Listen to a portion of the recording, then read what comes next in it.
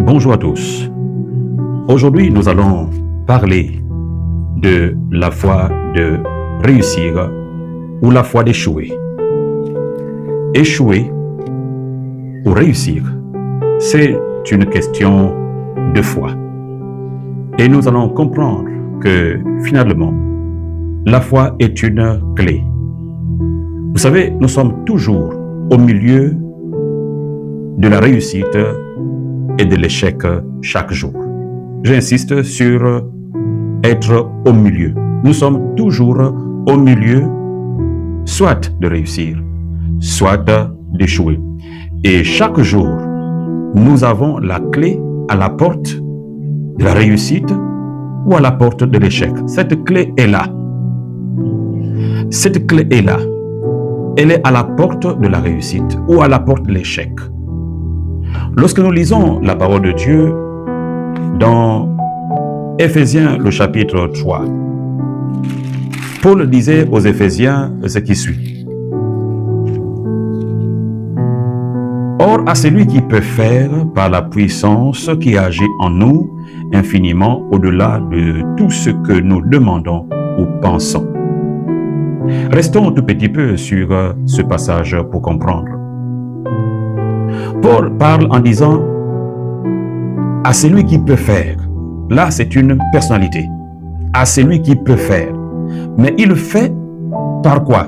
Par la puissance qui agit en nous. Donc, il y a une puissance. Mais cette puissance, elle est là pour agir en nous. Maintenant, il y a celui qui peut faire. Lui, qu'est-ce qu'il fait? Il prend l'élément qui s'appelle puissance qui agit en nous. Et quand il trouve la puissance qui agit en nous, alors il le fait au-delà de ce que nous demandons ou pensons. Donc il faut qu'il y ait en nous une puissance qui agit. La puissance qui agit en nous, c'est une clé. C'est une clé que alors celui qui peut faire, là on parle bien sûr de la personnalité de Dieu lui-même, il doit trouver en nous une clé. Et c'est cette clé-là qu'il utilise pour faire au-delà de ce que nous demandons ou croyons. Donc cette puissance-là doit être active en nous. Si elle n'est pas active en nous, alors, ce qui veut dire tout simplement que celui qui peut faire ne peut pas agir, ne peut pas réussir, si nous pouvons dire cela. Il faut qu'il trouve que cette clé est active au-dedans de nous. Alors Dieu peut ainsi faire au-delà. La puissance qui agit en nous, c'est quoi? C'est la foi. C'est la foi. La foi doit être l'élément actif. L'élément actif et l'élément qui active en même temps. C'est l'élément actif, l'élément sur lequel Dieu agit pour faire au-delà de ce que nous pensons ou croyons. Donc, c'est cette clé qu'on appelle la foi. Jacques va donc dire que la foi morte, la foi sans les œuvres, elle est morte. Si notre foi n'est pas active, elle ne peut en aucun cas produire quoi que ce soit. Donc, notre foi doit être active. Notre foi doit être disposée, disponible entre les mains de Dieu pour que celui-ci puisse prendre cette clé et faire pour nous au-delà de ce que nous demandons ou pensons. Une des vérités fondamentales que nous allons souligner ici, c'est que on n'a pas besoin de clé si la porte est ouverte. On n'a pas besoin d'une clé si la porte est ouverte. On parle de la clé s'il n'y a pas possibilité d'accéder dans la maison. On parle de clé s'il n'y a pas possibilité d'accéder à la bénédiction. Parce qu'il y a des clés spécifiques qui déclenchent les bénédictions spécifiques. Donc, nous voyons que la clé est utile. Mais la clé est là pour ouvrir des portes. Quelles sont les portes fermées? Qu'est-ce que votre clé, quel genre de clé et qu'est-ce que votre clé doit alors entrer en action? Ou quelle est la clé que vous possédez, qui devra ouvrir la porte que vous entriez en possession de votre bénédiction, de votre salut, de votre délivrance, de votre bonheur, de votre prospérité, de votre victoire. Revenons maintenant et nous allons nous appuyer sur le passage de 2 Rois, le chapitre 7. Et il y a des vérités fondamentales. Je voudrais que nous puissions faire une lecture de ce passage. C'est Élisée que le roi alors vient voir Élisée parce que le roi est dans une situation tout à fait exceptionnelle, difficile. C'est que la ville de Samarie est assiégée par l'armée syrienne. Donc le roi vient voir, accompagné par son chef d'armée. Donc il vient voir Élisée pour parler avec lui, pour signifier la difficulté. Et certainement, il n'est pas dit dans la parole de 2 Rois chapitre 7 qu'il est venu demander la position de Dieu. Mais il est certain que le roi veut savoir ce qu'il faut faire. Alors Élisée dit, écoutez la parole de l'Éternel. Ainsi parle l'Éternel, demain à cette heure, on aura une mesure de fleurs de farine pour un cycle et 2 mesures d'orge pour un cycle à la porte de Samarie. L'officier sur la main duquel s'appuyait le roi répondit à l'homme de Dieu, « Quand l'Éternel ferait des ténèbres au ciel, pareille chose arriverait-elle » Élisée dit, « Tu le verras de tes yeux, mais tu n'en mangeras point. » Il y avait à l'entrée de la porte 4 lépreux qui se dirent l'un à l'autre, « Quoi? Resterons-nous ici jusqu'à ce que nous mourions? Si nous songeons à entrer dans la ville, la famine est dans la ville, et nous y mourrons. Et si nous restons ici, nous mourrons également. Allons nous jeter dans le camp des Syriens. S'ils nous laissent vivre, nous vivrons, et s'il nous faut mourir, nous mourrons. » Ils partirent donc au crépuscule pour se rendre au camp des Syriens. Et lorsqu'ils furent arrivés à l'entrée du camp des Syriens, voici, il n'y avait personne. Le Seigneur avait fait entendre dans le camp des Syriens un bruit de chars et un bruit de chevaux, le bruit d'une grande armée. Et ils s'étaient dit l'un à l'autre, voici le roi d'Israël a pris à sa solde contre nous les rois des Hétiens et les rois des Égyptiens pour venir nous attaquer. Et ils se mirent et ils se levèrent et prirent la fuite au crépuscule, abandonnant leurs tentes, leurs chevaux et leurs ânes, le camp tel qu'il était, et ils s'enfuirent pour sauver leur vie. Les lépreux étant arrivés à l'entrée du camp pénétrèrent dans une tente, mangèrent et burent, et ils en emportèrent de l'argent, de l'or et des vêtements qu'ils allaient cacher. Ils revinrent, pénétrèrent dans une autre tente, et ils emportèrent des objets qu'ils allaient cacher, puis se dirent l'un à l'autre, « Nous n'agissons pas bien. Cette journée est une journée de bonnes nouvelles. Et si nous gardons le silence, et si nous attendons jusqu'à la lumière du matin, le châtiment nous atteindra. Venez maintenant et allons informer la maison du roi. » Ils partirent et ils appelèrent les gardes de la porte de la ville, auxquels ils firent ce rapport. « Nous sommes entrés dans le camp des Syriens, voici il n'y a personne, on n'y entend aucune voix d'homme, et il n'y a que des chevaux attachés et des ânes attachés, et les tentes comme elles étaient. » Voici le texte continue. Nous voyons ici ce texte de base sur lequel nous allons tirer quelques éléments importants. Nous parlons de la foi de réussir ou la foi d'échouer. Nous avons parlé qu'on n'a pas besoin de clé si la porte est ouverte. Ici, c'est la ville de Samarie. Elle est complètement fermée, enfermée dans une grande misère, dans une grande souffrance. Le roi ne peut absolument rien faire. Il sait une seule chose, c'est qu'au bout de quelques jours, il y a certainement la mort. Il n'a aucune solution politique. Il n'a aucune solution économique. Et il n'a aucune solution militaire. Il est encerclé et il sait, convaincu que l'armée syrienne qui est autour de Samarie maintenant est plus forte. Donc, oser quoi que ce soit, oser sortir, c'est la mort assurée. Donc, nous ne devons pas et nous ne voulons pas mourir aussi rapidement. Attendons.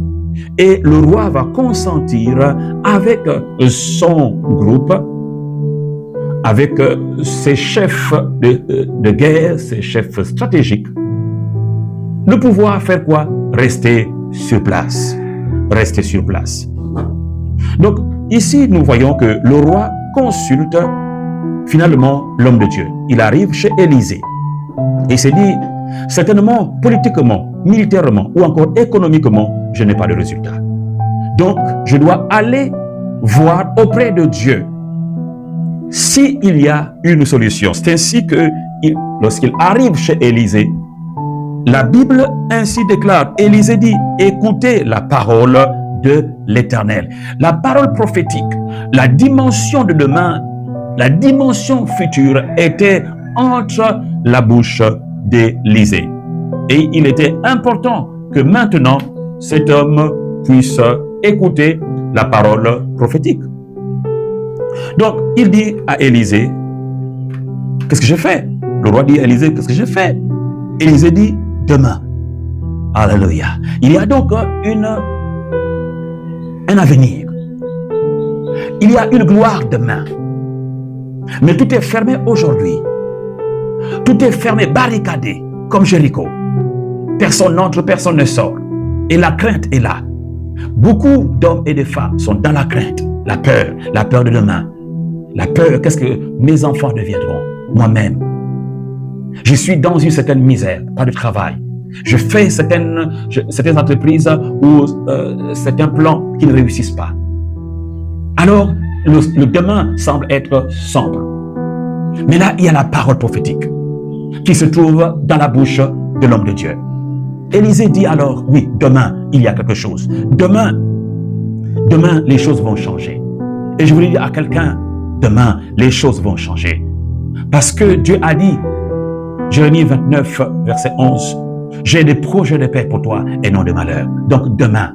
Mais à qui Dieu parlait? Dieu parlait aux personnes qui avaient été capturées. Ces exilés, ces gens qui étaient là, ils étaient dans une misère, dans une autre nation. Mais Dieu dit, demain, j'ai un projet, j'ai un avenir pour toi.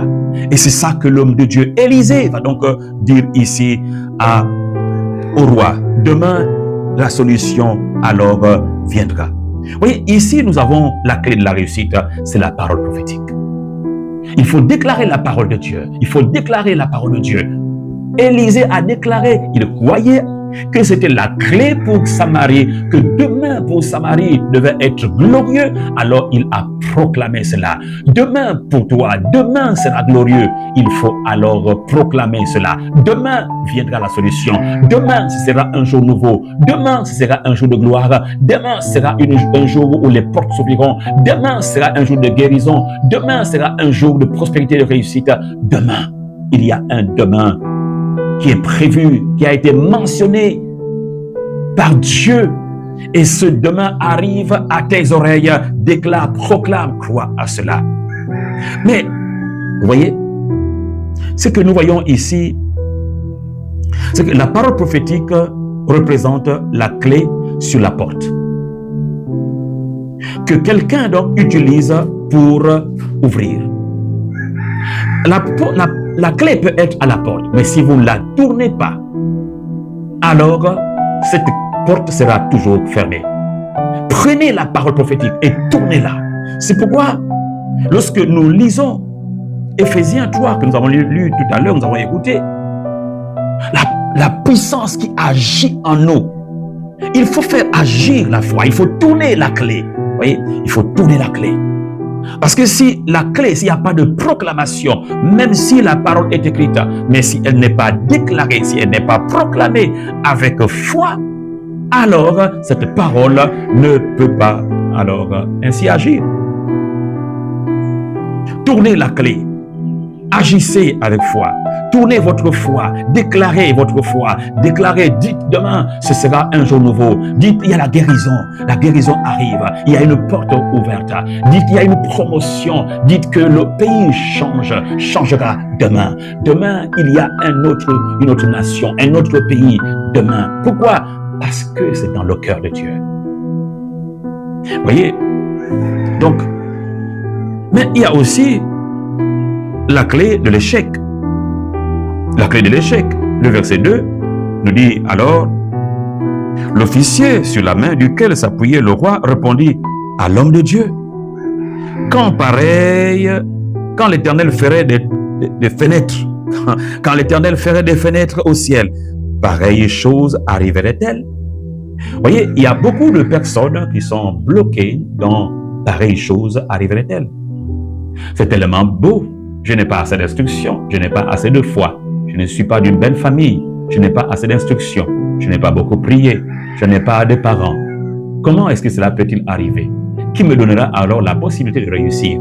Pareille chose arriverait-elle? Là aussi, c'est la clé. Vous avez une clé entre vos mains, c'est la clé de l'échec. La clé de l'échec se manifeste par le doute. La clé de l'échec se manifeste parce que vous voyez, par les dimensions que vous vous donnez. Je ne peux pas, je ne suis pas assez grand, je ne suis pas assez intelligent, je ne suis pas assez... Oui, il y a tous ces mécanismes que vous déclenchez aussi autour de vous et qui font en sorte que cela puisse aussi agir. Vous savez, dans le livre de Proverbes, le chapitre 18, le verset 21, la Bible dit « La mort et la vie sont au pouvoir de la langue. » La mort, la vie, la langue a un pouvoir. Ce que nous déclarons, notre langue dégage soit la vie ou soit la mort. Et Proverbe continue en disant « Quiconque l'aime en mangera les fruits. » Alors, aimez quoi? Si on aime la vie, on mangera les fruits de la vie. Si on aime la mort, alors on mangera les fruits de la mort. Mais notre langue est une clé qui vacille, qui peut aller soit en proclamant la mort ou en proclamant la vie. Et c'est pourquoi il est important pour nous de comprendre que la réussite ou l'échec sont donc proches de nous. Mais que nous devons alors décider, nous devons alors choisir. Voyez, cet homme qui est l'officier du roi, il était l'homme de confiance du roi, mais n'avait aucune solution politique, aucune solution économique, ni militaire à proposer donc au roi. Voyez-vous, il y a parfois des personnes qui sont autour du roi, autour des présidents, autour des pasteurs, autour des leaders, mais qui reflètent une certaine négativité et qui non seulement sont là auprès du roi ne proposant rien, mais affectent et infectent l'atmosphère du roi ou encore du pasteur ou encore du leader quelconque par leurs paroles, par leur attitude. Cet officier-là, il avait une attitude qui reflétait complètement la négativité, la négation. Est-ce que véritablement Dieu peut-il agir? Est-ce que ces choses vont-ils arriver? Oh, c'est trop facile, homme de Dieu, c'est trop facile. Aujourd'hui, nous sommes dans une grande misère. Il faut un processus, il faut beaucoup de stratégies, il faut beaucoup de cheminement pour que nous puissions accéder à la réussite. Non, pareille chose ne peut pas arriver demain. Ce n'est pas possible. Voyez-vous? Et l'atmosphère et le cœur même du roi, la Bible dit que le roi s'appuyait sur lui. C'est-à-dire qu'il avait confiance en lui. Mais qu'est-ce que lui, il donne au roi? Un tableau sombre de demain. Oh, béni soit le Seigneur, parce que aujourd'hui, nous n'allons pas nous appuyer sur ces personnes toxiques, ces personnes qui nous miroitent un avenir sombre. Non, nous voulons regarder la parole prophétique, parce que c'est la clé de la réussite. Oui, nous allons aller vers la fin pour regarder la dernière clé ici. La deuxième clé de la réussite se trouve au chapitre 3, au verset 3. Nous sommes toujours dans le chapitre de 2 Rois, chapitre 7, et le verset 3 et 4. Écoutons. Il est dit, il y avait à l'entrée de la porte 4 lépreux qui se dirent l'un à l'autre: quoi, resterons-nous ici jusqu'à ce que nous mourons? Les lépreux sont à la porte, à l'extérieur. Voyez-vous comment est-ce qu'ils étaient livrés à eux-mêmes? Ils n'étaient pas à l'intérieur protégés par le roi. Ils étaient à la porte, c'est-à-dire à la merci des Syriens. Et si jamais ils approchaient, les premières victimes étaient ces 4 lépreux-là. Mais voici la situation. Nous sommes entre 2 situations. Il y a la ville là de Samarie avec ses portes fermées. Il y a le camp des Syriens là-bas, barricadé, prêt à pouvoir attaquer. Mais nous sommes là au milieu maintenant. Et ils disent quoi? Est-ce que nous devons rester ici? Il y a un moment comme ça où quelqu'un se dit non. Est-ce que la situation doit toujours rester ainsi? Est-ce que je dois rester dans les lamentations éternelles? Est-ce que je dois rester dans la stagnation? Est-ce que je dois rester dans cette vallée? Est-ce qu'il faut que je puisse me contenter de cette situation sombre où je ne vois absolument rien? Mon avenir reste complètement fermé de toutes parts. Quoi? Voyez, c'est la première chose. Ils se disent quoi? Resterons-nous ici? Vous savez, je voulais dire cette vérité fondamentale. Quand les portes sont fermées de toutes parts, il faut refuser de mourir sur place. Alléluia. Il faut refuser de mourir là où vous êtes. Il faut refuser de mourir sur place. Ils ont dit, si nous songeons à entrer en ville, la famine est dans la ville. Là, vous dites certainement chez mes parents ou encore dans telle ou telle autre personne, il y a certainement le bonheur là-bas. Et ils regardent la situation et ils se disent, il y a la famine dans la ville. Et si nous songeons donc à aller là-bas, eh bien, nous y mourrons. Et si nous restons ici aussi, nous mourrons également. Vous voyez, c'est quelque chose d'important que nous devons comprendre ici. Quand les portes sont fermées de toutes parts, il faut refuser de mourir sur place. Alors, ils ont dit quoi? Allons-nous jeter dans le camp des Syriens? Allons-nous jeter dans le camp des Syriens? Deuxièmement, il faut décider de prendre une direction. Ils avaient la possibilité soit de dire, nous allons dans la ville. Et là-bas, il y a les nôtres. Mais il y a aussi la misère chez les nôtres. Mais toutefois, allons-y, frappez à la porte de Samarie pour dire, eh bien, nous voulons entrer, même si notre condition ne nous permet pas d'y entrer. Mais ils se disent, il faut que nous prenions une décision. Donc, décidez de prendre une décision quand toutes les portes sont fermées de toutes parts. Pourquoi? Parce qu'il y a ici la puissance de la décision. Le lépreux représente une situation chaotique. Ce sont des malades. Ils sont rejetés par tout le monde. Ils ne peuvent ni entrer ni aller loin. Votre décision, c'est votre clé. Parce qu'il y a une puissance dans la décision. Vous savez, la Bible dit que dans Genèse 26, verset 12, d'abord verset 1, qu'il y avait la famine. Il y a eu un temps de famine. Mais au verset 12, on dit que Isaac sema. Et lorsqu'il a semé pendant la famine, il a décidé de ne pas regarder la famine, mais de faire le contraire. Il a semé pendant qu'il y avait la famine. Et qu'est-ce qui s'est passé? La Bible dit que Dieu l'a béni. Dieu va donc le bénir au centuple. C'est tout à fait exceptionnel. Mais nous nous souvenons aussi que il y a eu son père au chapitre 12. C'était Abraham. Permettez que je puisse lire le verset 10. Genèse 12, verset 10. Il y eut une famine dans le pays et Abraham descendit en Égypte pour y séjourner, car la famine était grande dans le pays. C'est une décision. Il décide, mais quand il a décidé, mais il a vu toutes les misères là-bas où sa femme a été hypothéquée entre les mains du roi, de Pharaon. Mais Isaac, son fils, a compris que la décision est une clé pour soit échouer ou soit réussir. Alors, qu'est-ce qu'il fait? Revenons donc sur ce passage, Genèse 26. Il y eut une famine dans le pays, outre la première famine qui eut lieu au temps d'Abraham. Maintenant, au verset 12, Isaac s'aima dans ce pays et il recueillit cette année le centuple, car l'Éternel le bénit.